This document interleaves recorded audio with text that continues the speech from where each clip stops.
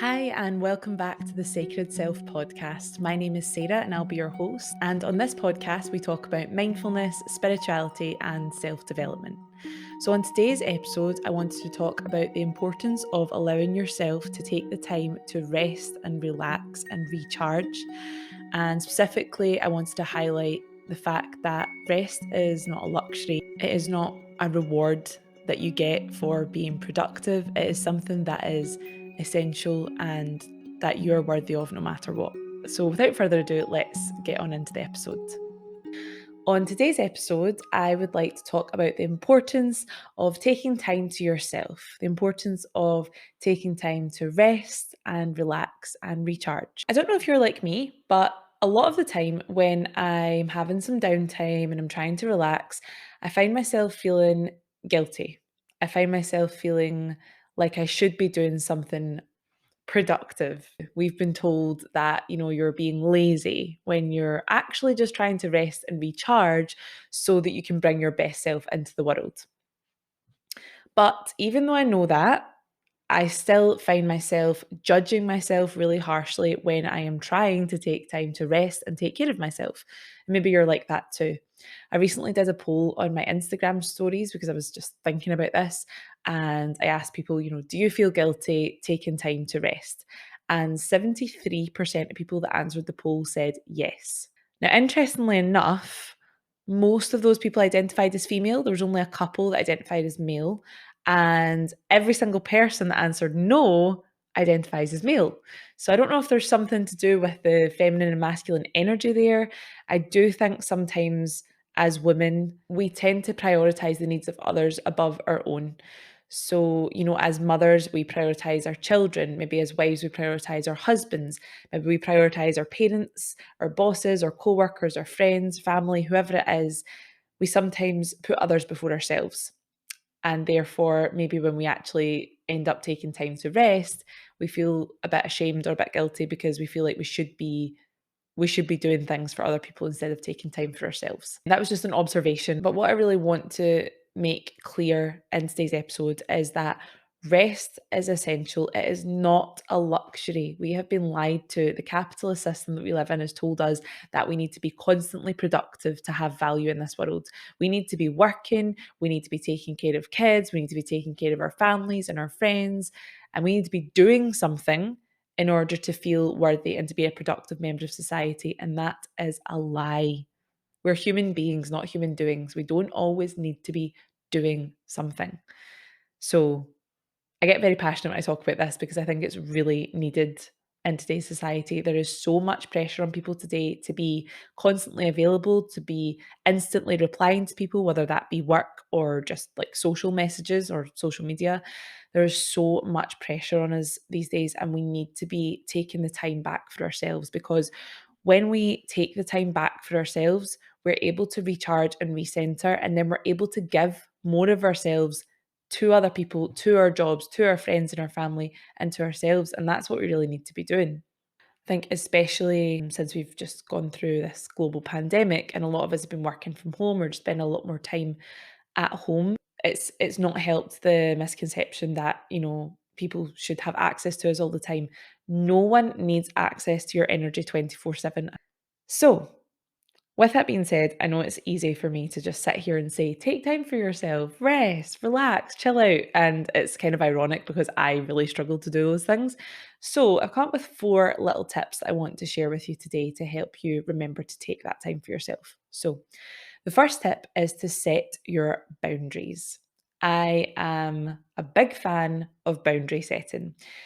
So I'll just give you an example in my personal life. I found that when I was trying to wind down, particularly at night time, I was struggling because of my phone and because I would get messages about work or just social messages, whatever, late at night when I'm trying to wind down, and my brain ended up not being able to switch off, ended up not being able to get to sleep and just not enjoy my downtime, not enjoy my time at night when I'm supposed to be relaxing. So now I have an app on my phone. It's an app called Off Time, and basically, I've set it to program my social media and messaging apps to go off between the hours of 9 p.m. and 9 a.m. So that's like my 12-hour daily detox. Now, granted, about 8 or 9 of those hours I'm asleep, But it means that from 9 o'clock at night, I am not available to chat about work. I'm not available to chat about events, upcoming things that I've got to do. I'm not available because I'm taking that time for myself. And in the morning, when I wake up, it means I've usually got an hour or two of not having to be responsive to the outside world, which is really important for me in the morning because it helps me get set up for my day. So that's an example of a boundary I've set for myself.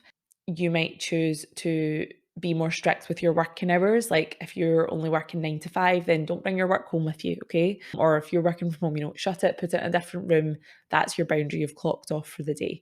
Maybe if you are a parent, obviously depending on how old your kids are, maybe you can set a boundary and say, for this like half an hour at lunchtime, Mummy needs some time for herself. Set boundaries with people. And the thing is, you don't need to tell people these boundaries. Like you can if you want to, but you don't have to. You can decide in yourself, you know what, I find that person really draining. So I'm going to set a boundary with them and I'm going to pull back. You can set energetic boundaries with people as well. You can decide to pull away. You can decide that you're not going to take on all of their stress and anxiety and emotions. And you can set physical boundaries. You can maybe like say to your partner, say you have kids, whatever, that you're going to go and relax in your bedroom for half an hour, and you don't want to be disturbed. And you're setting that boundary because you are taking that time for yourself. So boundaries can be physical, they can be spiritual, they can be energetic. There can be loads of different forms of boundaries. So take time to think about the boundaries that you want to set and stick to them. Don't let anybody make you feel bad for setting boundaries because you are taking care of yourself. The second tip I have is to schedule in rest time, especially if you are someone that struggles to let yourself relax. Schedule it in because otherwise you'll probably just find something to do. You'll find some housework to do, unless housework is your form. I know some people use housework as meditation. Honestly, sometimes I do as well. So if housework is that thing that actually chills you out, makes you feel better, fine. I'm using that as an example. If you want to have proper rest and relaxation of doing absolutely nothing, then schedule that time in. Maybe it is 9 o'clock at night when the kids are in bed, you have a little glass of wine, you watch your favourite show, you read your favourite book, whatever it is, schedule in that time. Put a reminder on your phone, write it down somewhere, schedule it in. Maybe it's waking up an hour early to get that rest time. We all have different lives and different ways that our days work. Maybe it's an hour lunch break that you're going to go for a walk, listen to a podcast, whatever it is. If you find yourself struggling to take that time for yourself, then schedule in. It's an appointment with yourself, it's a date with yourself. My third tip is to create a safe space. So for me, my safe space is the bath. I love going for a bath. If anyone knows me, then you'll know that already. I'm absolutely obsessed with baths. I love putting on some candles, listening to my podcast, maybe throwing in a bath bomb or some bath salts or whatever, and just chilling in the bath for a good half hour. But honestly, the bath has become my little safe space. It's my little sanctuary, it's my little haven where when I'm in the bath, no one can bother me. It is my safe space where I go to recharge and take care of myself. So that's my little safe space. You might have a different safe space. Maybe your safe space could be your car. Maybe you decide you're going to drive somewhere, you're going to sit and have a wee look out the window and just chill out in your car, listen to some music, whatever. Maybe your safe space is your bed. Maybe it's like a specific chair in your living room where when you're sitting there reading your book or drinking your cup of tea, that's, the place where you're not going to be bothered and no one else has access to you. That's your safe space. Maybe it's the gym. Maybe it's your yoga mat. Create a little safe space where when you're there, nothing can touch you. You're protected and you're safe and you can just relax. And the fourth and final tip I have is to practice rituals. Now, I feel like us as humans are slowly coming back to realize the importance of rituals or to realize that we even have rituals because whether you like it or not, everyone has some form of ritual in their life, whether it's like you wake up in the morning and you have your cup of coffee and you read the paper. That's a little ritual. So if you can create rituals in your day-to-day life that are there specifically for self-care, then you are going to feel so much better equipped to deal with the rest of your day. You're going to feel more well rested, and it's just a way to sort of check in with yourself. Again, I kind of have my bath time ritual when I'm having a bath, but also at night time, at 9 p.m., my phone goes away in the bedroom. I maybe put on some incense, put on some candles, get my salt lamp on, make sure the room feels really cozy and relaxing. And then I will sit and watch something and I'll have my cup of tea. That's a little nighttime ritual that I do. And maybe you're a morning person, you can create a good morning ritual. You can wake up at a certain time, you can meditate, journal, do your yoga, go for a walk, whatever it is you want to do in the morning. That's your little ritual. They don't have to be a certain length of time long. It doesn't have to be an hour or 2 hours. It can be 5 minutes, 10 minutes, half an hour, however long you want it. But these little rituals give us comfort. And you'll know if you're someone that's suffering from anxiety, or you know someone that's suffered from anxiety, that doing the same things over and over again, watching the same shows over and over again is really comforting, because we know how it's going to end. Like, I watch the Harry Potter movies over and over again. I know how they're going to end. I could honestly probably say them word for word, some of them, but that's comforting for me because I know what to expect. So by having these daily rituals in your life, you'll find a source of comfort in them because you know what to expect. It's a ritual. It's the same thing every day. And that will bring you a sense of peace and comfort. So I hope these tips have been helpful, and I hope you really plan in some rest and relaxation, and appreciate how important and essential and necessary it is in our lives, especially these days. I know I've said that, I'm going to say it again for good measure. Rest is essential. It is not a luxury. It is not a reward. It's not something you only get to do if you've worked really, really hard or had a really bad day. It is something that you're entitled to every single day. You deserve to rest.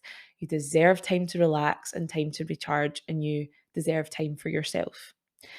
And also, if you want to think about it this way, when you reach the end of your life, you're not going to look back fondly on all the days that you were really stressed, or you worked really hard, or you were there for everyone else.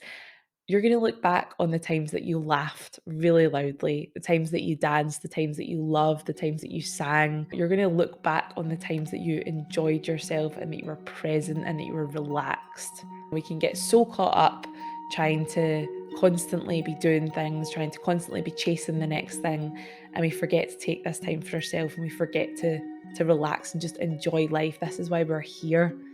We are here to experience this world in this human form, and we're here to make the most of it and enjoy it.